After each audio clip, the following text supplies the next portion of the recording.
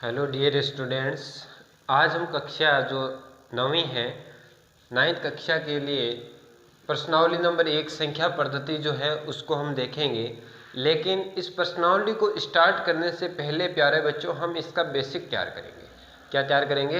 Basic. इसका जो भी बेसिक है उन बेसिक को अपन पहले विस्तार से देखेंगे, उसके बाद इस प्रश्नावली को हम सॉल्व करेंगे। तो सबसे पहले अपन देखते हैं कि प्रश्नावली का जो नाम है वो है संख्या पद्धति यानी नंबर सिस्टम। अब संख्या पद्धति नाम है तो संख्याओं के बारे में अपन को क्या होना चाहिए? ज्ञान होना चाहिए। जैसे हमने एक वीडियो आपको कहानी के माध्यम से कुछ थोड़ा बहुत मैंने समझाने की कोशिश की थी संख्याओं के बारे में। आज हम उन्हीं संख्याओं के बारे में परिभाषा के साथ विस्तार से समझेंगे। तो शुरू से देखें और लास्ट तक कंप्लीट देखें इसको। तो देखिए ध्यान से कि सबसे पहले मैं संख्या पद्धति के अंदर लेऊं, जैसे उससे पहले मैं मतलब आपको जीरो लेवल से बता दूं कि सबसे पहले अपन शुरू कर लेते हैं। थोड़ा सा बेसिक है और हो सकता है एक वीडियो में अपना कंप्लीट हो जाए या फिर एक और बना देंगे। तो ध्यान से देखिए, सबसे पहले मैं आपको बता दूं अंक की बात कर देता हूं। शुरू से जीरो लेवल से आपको बता देता हूं। अंक, ये जो अंक होता है वो अपने गणित के अंदर कुल 10 अंक होते हैं। कितने अंक होते हैं प्यारे बच्चों? 10 अंक। तो मैं लिख सकता हूं कि गणित में कुल अंक, यानी जो गणित में कुल अंक है वो कितने हैं? 10। अब गणित में कुल अंक 10 है तो हैं कौन कौन से उनको भी देख लेते हैं। जैसे मैं आपको बताऊं 0, 1, 2, 3, 4, 5, 6, 7, 8, 9, ये अपने क्या है? 10 अंक है। अब आपके दिमाग में आ रहा होगा कि यहाँ पर तो 9 से आगे 10 को क्यों नहीं लिया, कुछ दिमाग में आ रहा होगा। लेकिन प्यारे बच्चों यहाँ पर देखें, एक तो यहाँ पर 1 अंक आ रहा है, एक यहाँ पर क्या आ रहा है? 0, यानी 2 अंक बन गए। कितने अंक बन गए? 2 अंक। इसीलिए हमने इसको अंक के अंदर शामिल नहीं किया। इसका मतलब ये है क्या भाई? 10 क्या है? तो ये एक प्यारे बच्चों क्या बन जाती है? संख्या बन जाती है, नंबर्स बन जाता है, संख्या बन जाती है। तो आपको समझ में आया होगा कि जब अंक मिलेंगे तो क्या बढ़ेगी? संख्या। क्लियर है? चलो फिर इसी के बारे में देख लेते हैं। मैं लिख देता हूं संख्या क्या होती है, नंबर्स क्या होते हैं उसके बारे में। तो पहले मैं बता दूं कि अंकों के समूह या समूहों से संख्या बनती है।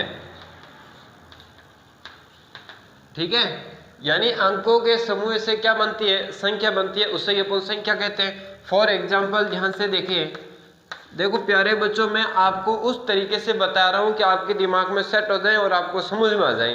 ठीक है, तो ध्यान से देखते रहना।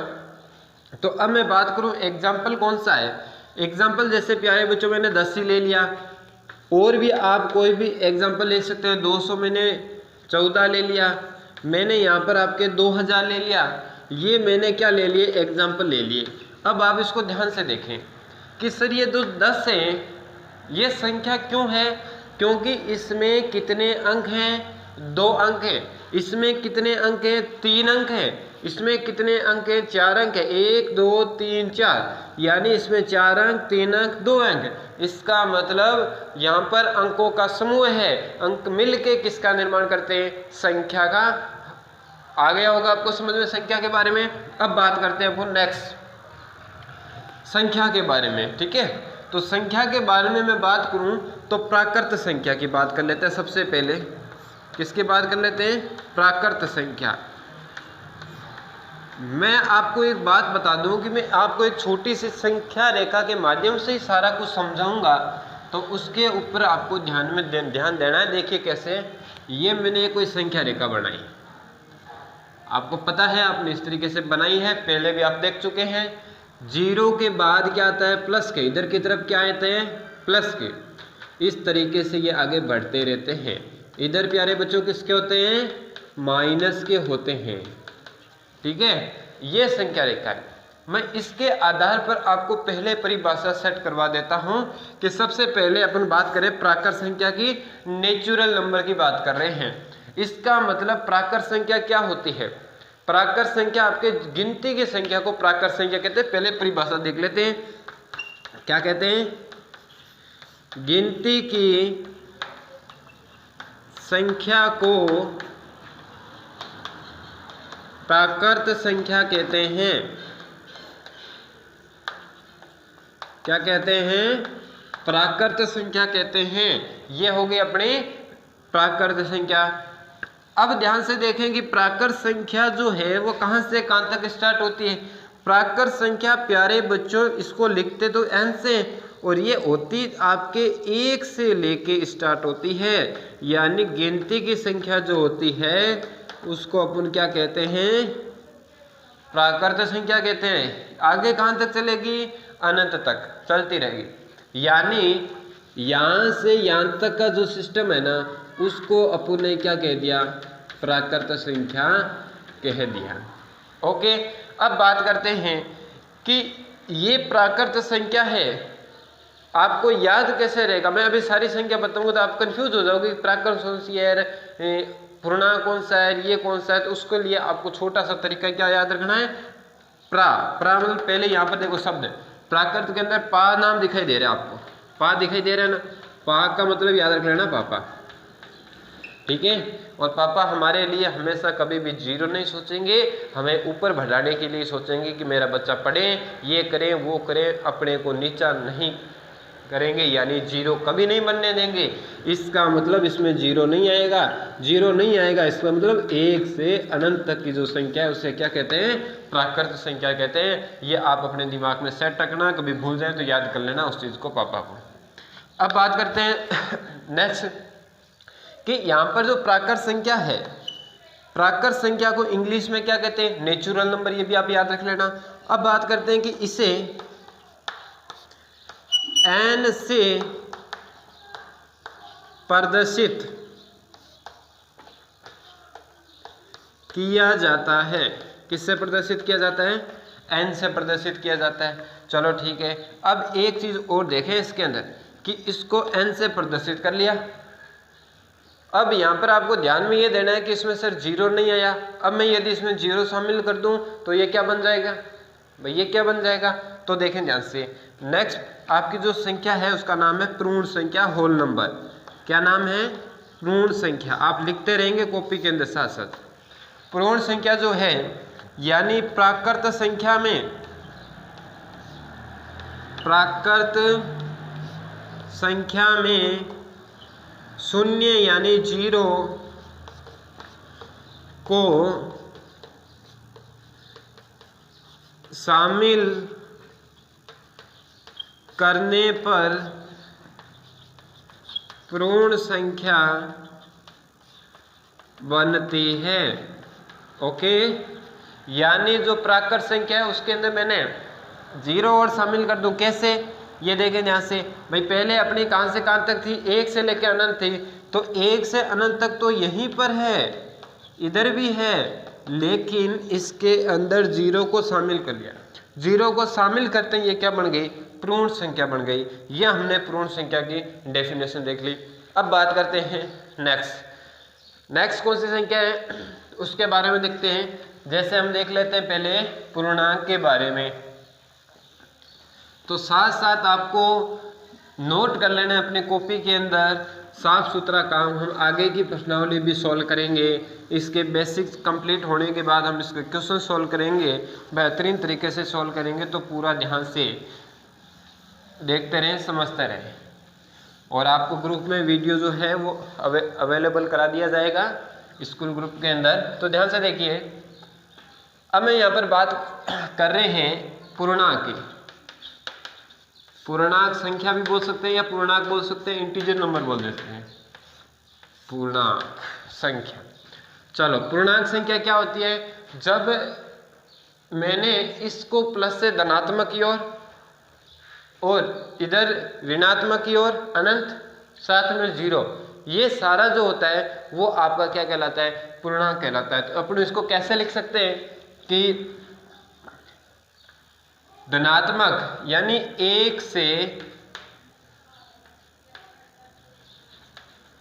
धनात्मक की ओर अनंत तथा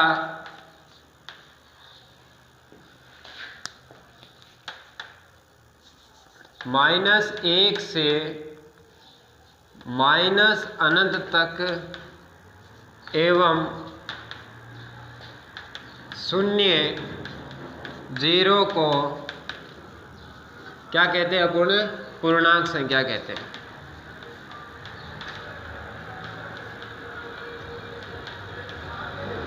ये मैं आपको सिर्फ समझाने के लिए बता रहा हूँ, या फिर अपन इसको ऐसा भी याद रख सकते हैं कि प्लस से अनंत तक की ओर धनात्मक संख्या और ऋणात्मक की ओर अनंत की, और बीच में जो शून्य है उसको सारे साथ में मिल गए ना, उससे अपन क्या कहते हैं? पूर्णांक कहते हैं, पूर्णांक संख्या कहते हैं। ओके, जैसे मैं आपको बता दूं 0 1 2 3 4 5 इस तरीके से अपना प्लस की ओर अनंत तक चलेगा।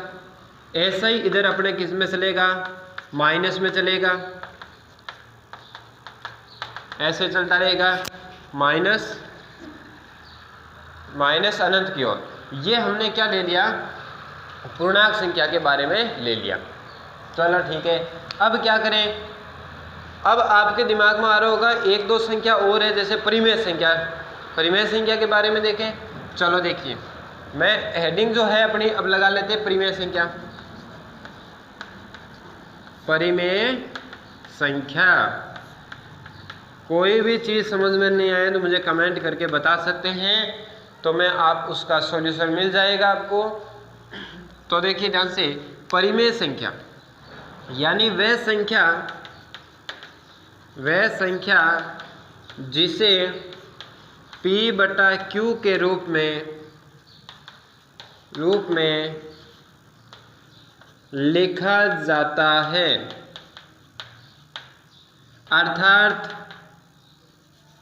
अर्थात हम ये भी बोल सकते हैं उसका मान क्या हो? निश्चित हो। ये भी आप याद रख सकते हैं, लिखा जाता है उसे परिमेय संख्या कहते हैं, रेशनल नंबर कहते हैं। आप इसमें याद रख सकते हैं कि जिसका मान निश्चित हो, वो भी अपन देख सकते हैं। अब एक चीज़ और ध्यान से देखें कि यहाँ पर P व Q जो है वो आपके अभाज्य बोल सकते हो, अभाज्य संख्या बोल सकते हो, या अपन क्या बोल सकते हैं कि पूर्णांक है। ठीक है, और यहाँ पर क्या बोल सकते हैं अपन? एक चीज और बोल सकते हैं कि P और Q तो पूर्णांक है, लेकिन Q जो है आपके, जो Q है यहाँ, जो Q है वो क्या नहीं होना चाहिए? 0 नहीं होना चाहिए। क्यों प्यारे बच्चों 0 क्यों नहीं होना चाहिए? यदि ये 0 होगा तो ये वैल्यू अनंत बन जाएगा। इसका मतलब हमें जो नीचे जो लिखा है उसको 0 नहीं रखना है। या फिर हम इसकी परिभाषा ऐसा भी लिख सकते हैं कि दो अनुपात हो, भाई जैसे पूर्णांकों का अनुपात हो, ऐसा भी बोल सकते हैं अपन। तो ये आपको मेनली ध्यान में क्या रखना है कि बट्टे की जो संख्या हो P/Q के रूप में लिख सकते हैं, या निश्चित मान हो उसे परिमेय संख्या कहते हैं। अब फॉर एग्जांपल ले लेते हैं इसके, जैसे मैंने कहा 0 4 22/7 आदि। अब आपके दिमाग में आ रहा होगा सर ये कौन सी परिमेय संख्या है? भाई इसमें तो बट्टे में कुछ है ही नहीं, P है लेकिन Q कहाँ है? तो क्या मैं इसको ऐसा लिख सकता हूँ क्या 0/1? बिल्कुल लिख सकते हैं, क्योंकि 0 तो हो गया P और ये हो गया अपना Q। P/Q के रूप में बना कि नहीं बना? बन गया। चलो ठीक है, यहाँ पर 4 भी बन जाएगा, 22/7 है P के रूप में। तो ये आपको क्या करना है? ध्यान में रखना है। उसके बाद देखें अपन अपरिमेय संख्या। अपरिमेय संख्या, अपरिमेय संख्या के अंदर क्या है कि वह संख्या जिसको P/Q के रूप में नहीं लिखा जा सकता, जिसका मान निश्चित नहीं हो, उसे अपरिमेय संख्या कहते हैं। ये लिख सकते हैं, यानी वह संख्या जिसे P/Q के रूप में नहीं लिखा जा सकता है, उसे अपरिमेय संख्या कहते हैं। ठीक है, अब एक चीज और यहाँ पर भी ध्यान रखना है कि q इक्वल टू क्या नहीं होना चाहिए, 0 नहीं होना चाहिए। बाकी काम वही है, लेकिन यहाँ पर आपको ध्यान में ये रखना है कि इसको p बटा q के रूप में नहीं लिख सकते। तो ध्यान रख, ये नहीं आएगा इसमें, p बटा q के रूप में नहीं लिख सकते। 0 तो होना ही नहीं चाहिए, नीचे वाला ये तो आपको ध्यान में रखना है। लेकिन यहाँ पर अब देखें इसके एग्जाम्पल, जैसे पाई, √3, √2 आदि, इस प्रकार की जो होता है ना उसको अपन अपरिमेय बोलते हैं। अब एक चीज आपको ध्यान में क्या रखना है कि आपको ध्यान में ये रखना है, आप लिख सकते हैं नोट लगा के कि पाई जो है वो अपरिमेय संख्या है। क्या है? अपरिमेय संख्या। और 22/7 है वो क्या है? परिमेय संख्या। परिमेय संख्या, ये आपको क्या करना है, ध्यान में रखना है प्यारे बच्चों। ये हमने देखा कि पूर्णांक, परिमेय और अपरिमेय संख्या के बारे में। अब इसके बाद थोड़ा सा टॉपिक और बच जाता है, उसको भी हम देखेंगे। तो इसके बाद देखेंगे वास्तविक संख्या क्या होती है।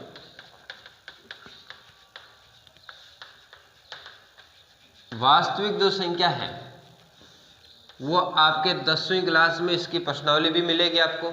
और वास्तविक संख्या जो है इसके अंदर होता है क्या है कि परिमेय और अपरिमेय दोनों ही आ जाती है। यानी हम परिभाषा कैसे लिखें, तो देखें ध्यान से, यानी परिमेय संख्या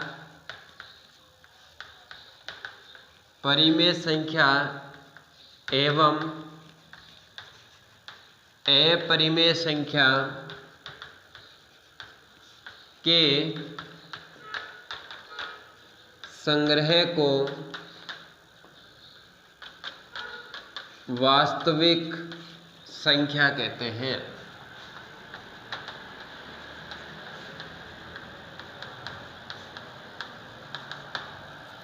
यानी आपके दिमाग में सेट हो जाना चाहिए कि वास्तविक संख्या के अंदर परिमेय और अपरिमेय दोनों संख्या आ जाती है। यानी जो अपने रूट की संख्या और सीधी संख्या दोनों शामिल हो जाती है, उसे अपन क्या कह देते हैं, वास्तविक संख्या। दोनों मिक्स हो गई यानी परिमेय और अपरिमेय। उसके बाद हम देखें कि आपके जैसे सम संख्या देख लेते हैं पहले। जैसे सम संख्या, पता होगा आपको सम संख्या क्या होती है। तो देखें, सम संख्या वो होती है जिसमें 2 का पूरा पूरा भाग चला जाए, पहली चीज तो ये ध्यान रख लो। या फिर हम ये भी बोल सकते हैं कि उसका इकाई जो अंक है, लास्ट वाला जो अंक है, वो 2 से 2 का उसमें भाग जाना चाहिए। जैसे अभी हम परिभाषा देख लेते हैं, वह संख्या जिसका इकाई अंक 0, 2, 4, 6, 8 आदि अर्थात यानी या तो 0, 2, 4, 6, 8 हो, या फिर हम यह क्या कह सकते हैं कि इकाई जो अंक है यानी 2 का उस संख्या में पूरा पूरा भाग, ये भी लिख सकते हैं। या अर्थात 2 से पूर्णतः विभाजित हो, पूर्णतः विभाजित हो, उससे सम संख्या कहते हैं।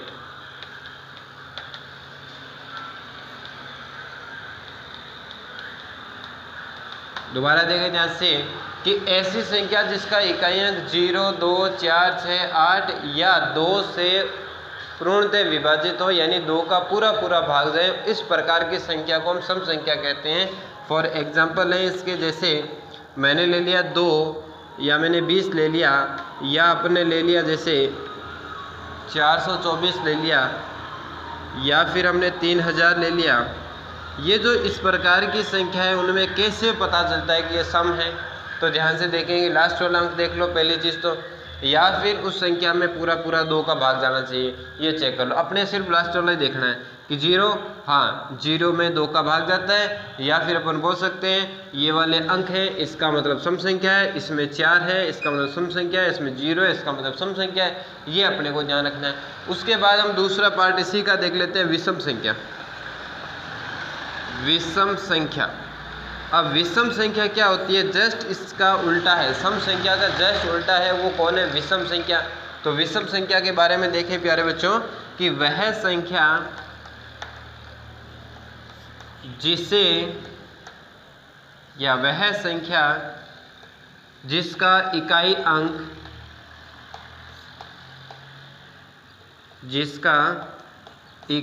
अंक क्या होना चाहिए?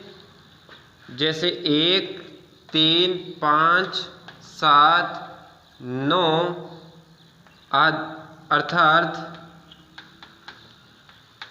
अर्थात 2 से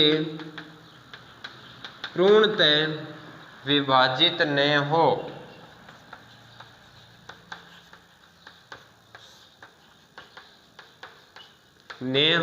उसे विषम संख्या कहते हैं।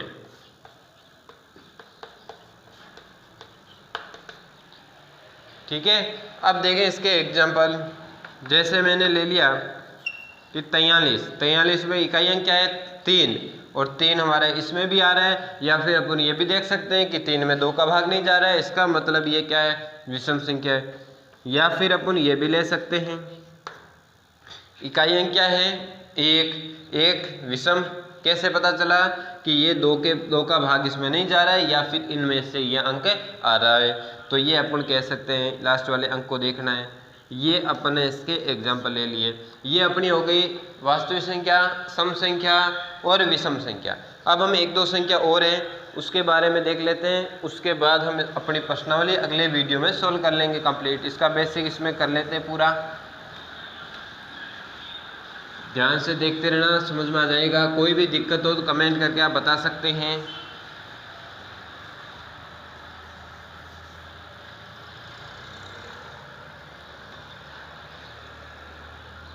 इसके बाद देखिए अपन देखें कि एक होता है अपना भाज्य संख्या। क्या होता है? भाज्य संख्या। अब भाज्य संख्या क्या होती है? आपने देखा होगा कि वह संख्या जिसके गुणनखंड अपन कर सके, है ना? ऐसी संख्या जिसके गुणनखंड अपन कर सकें, टुकड़े कर सकें, उसे अपन क्या कहते हैं? भाज्य संख्या। या फिर अपन ये भी बोल सकते हैं इस प्रकार की संख्या जिसमें खुद का भाग जाए, एक का भाग जाए और अन्य संख्याओं का भी भाग जाए, यानी 2 या 2 से अधिक संख्याओं का भाग जाए। तो अपन क्या लिख सकते हैं कि वह संख्या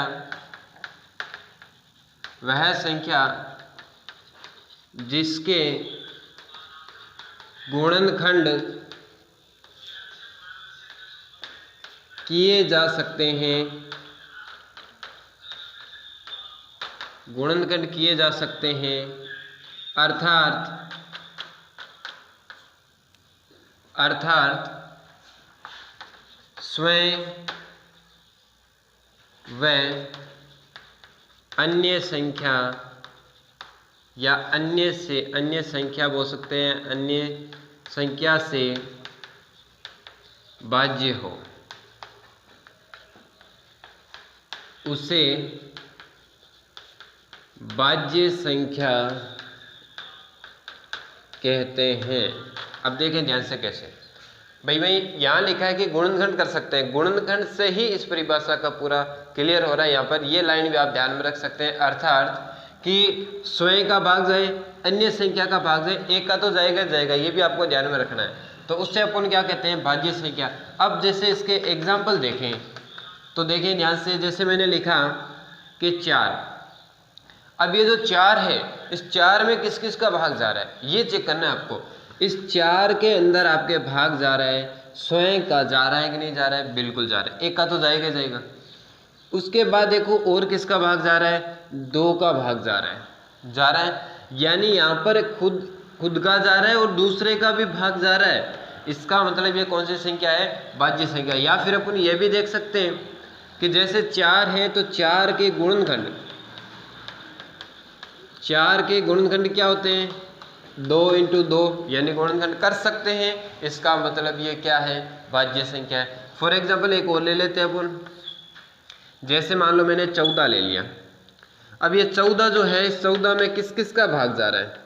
पहले तो ये चेक कर लेते हैं। 14 में आपके भाग जा रहा है 2 का, और किसका भाग जा रहा है? आपके भाग जा रहा है 7 का, और किसका भाग जा रहा है 14 का। एक का तो जाएगा जाएगा। इसका मतलब इन संख्याओं का खुद का तो जा रहा है, लेकिन अलग और भी संख्याओं का भाग जा रहा है। इसका मतलब 14 क्या है, अपनी भाज्य संख्या है। जैसे या फिर अपन ऐसे बोल सकते हैं 14 के गुणनखंड।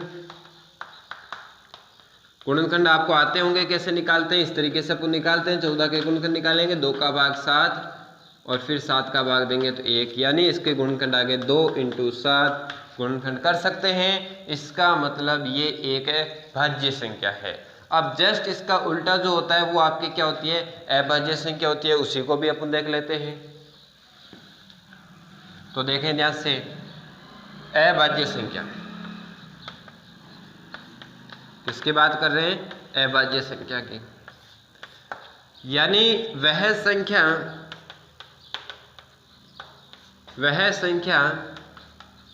जिसके गुणनखंड नहीं किए जा सकते,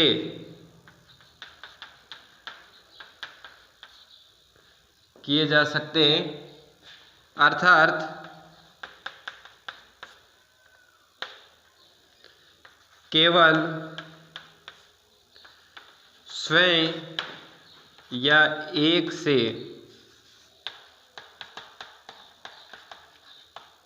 भाज्य हो, उससे क्या कहते हैं, अभाज्य संख्या।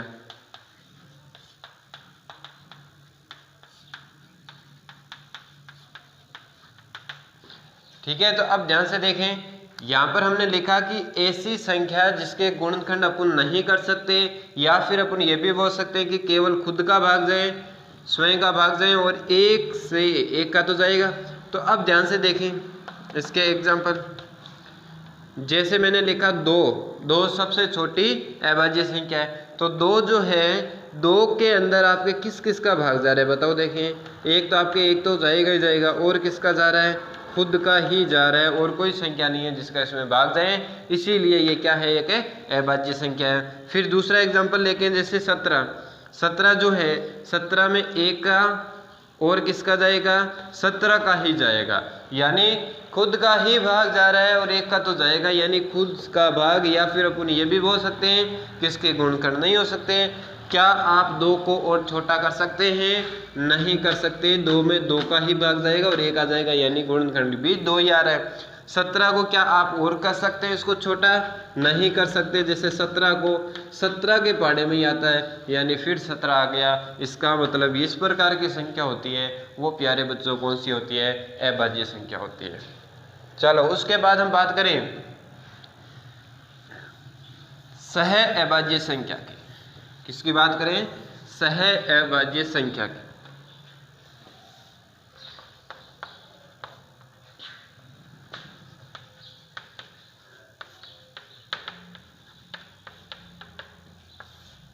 सह अभाज्य संख्या। अब सह अभाज्य संख्या कौन सी होती है कि ऐसी संख्या, ऐसी 2 संख्या में बोल सकता हूं, जैसे ऐसी 2 संख्याएं जिनका HCF 1 हो, उसे क्या कहते हैं अपन, सह अभाज्य को प्राइम नंबर कहते हैं। सह अभाज्य संख्या कहते हैं। ओके, ये हो गई इसकी परिभाषा। अब एग्जांपल देखें कि कैसे सर। जैसे मान लो मैंने ले लिया कि एक तो मैंने 2 ले लिया, या मान लो अपन कोई और संख्या ले लेते हैं, 20 ले लेते हैं, और एक ले लिया मैंने 17, 20 और 17। क्या इन दोनों का HCF 1 है? यदि HCF 1 आ रहा है, इसका मतलब वो सह अभाज्य संख्या है। कैसे पता चला, आप निकाल के देखो। 20 के आप टुकड़े कर लो और 17 के आप टुकड़े कर लो। LCM आपको निकालने आता होगा, HCF निकालना आता होगा, या फिर इसके सीधे गुणनखंड करके वैसे भी निकाल सकते हैं। तो देखें, इसमें 2 का भाग दिया तो 10, फिर 2 का दिया 5, फिर 5 का दिया तो 1 आ गया, यानी ये अपने इसमें भाग दिया। अब इसमें भाग केवल 17 का जा रहा है, तो HCF का मतलब होता है कि जो कॉमन आता है उसी को लेना है। क्या कॉमन आ रहा है? कुछ कॉमन आ रहा है? नहीं आ रहा है। जब कॉमन नहीं आता उसमें अपन क्या लेते हैं? एक लेते हैं। एक क्यों लेते हैं? क्योंकि एक जो है एक में तो आता ही है, एक में आता है, यानी एक अपन कॉमन ले सकते हैं, यानी HCF क्या आ रहा है? एक आ रहा है। इसका मतलब ये कैसी संख्या है? एक सह अभाज्य संख्या है। आप जैसे और भी ले सकते हैं, जैसे मैंने कह दिया कि 11 ले लो और 17, 11 ले लो, 19 ले लो, इनका भी आपका HCF कितना आएगा? एक आएगा। इस प्रकार की जो संख्या होती है, दो संख्याएं जिनका HCF एक हो, उन्हें क्या कहते हैं? सह अभाज्य संख्या कहते हैं। ये हमने संख्याओं के बारे में देख लिया। अब इससे थोड़ा सा बेसिक और है, जो आपके इसी 1.1 में भी आपका बेसिक ये पूरा का पूरा, यानी प्रश्न जो है वो सारे बेसिक के ऊपर ही हैं, उनको भी हम समझेंगे। जितना हमने पढ़ा है इनमें से आपके क्वेश्चन आएंगे तो उनको